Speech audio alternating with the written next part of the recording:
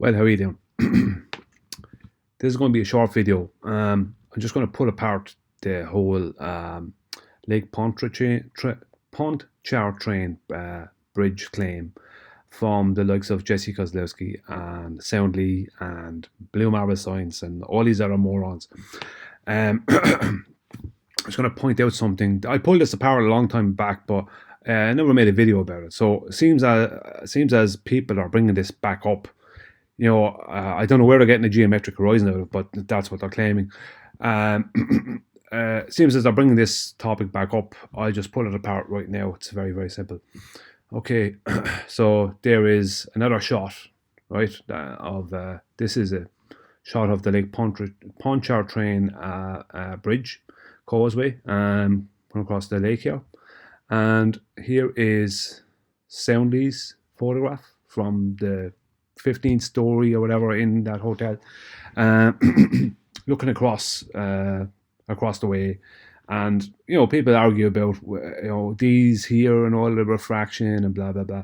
Yeah, that's fine, but never mind all that, because all this stuff here, all this bendy bridge means absolutely nothing. And I show you why Soundly and everyone else involved, when they reference this photograph, they are proving without a shadow of a doubt that there is absolutely zero curvature across Lake Pontchartrain.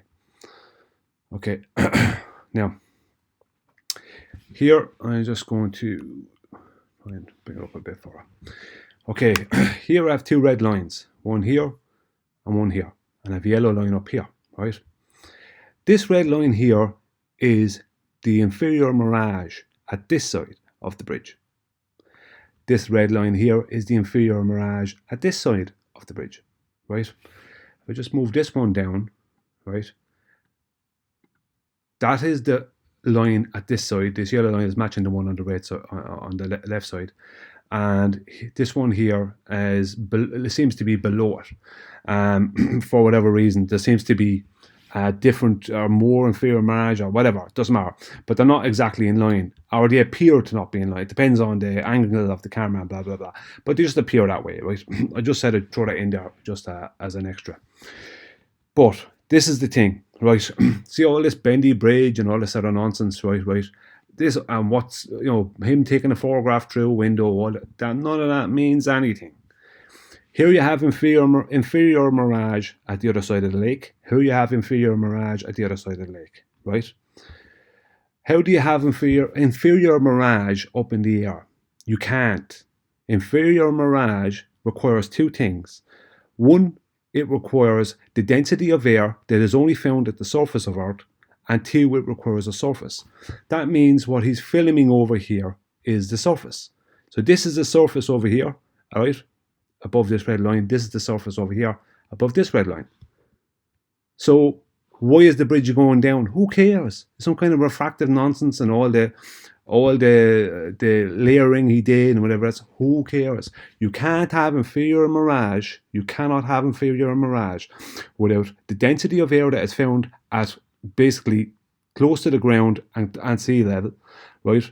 Close to the surface of Earth and sea level, and you can't have it without a surface. It requires a surface for that to happen. That's why you don't see inferior mirage at the bottoms of airplanes and up on the side of mountains and all the rest of it, because there isn't the density of air there that's necessary.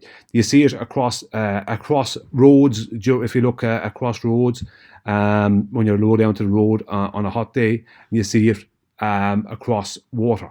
Right? You see it across oceans and you see it across lakes and blah blah blah, just like here.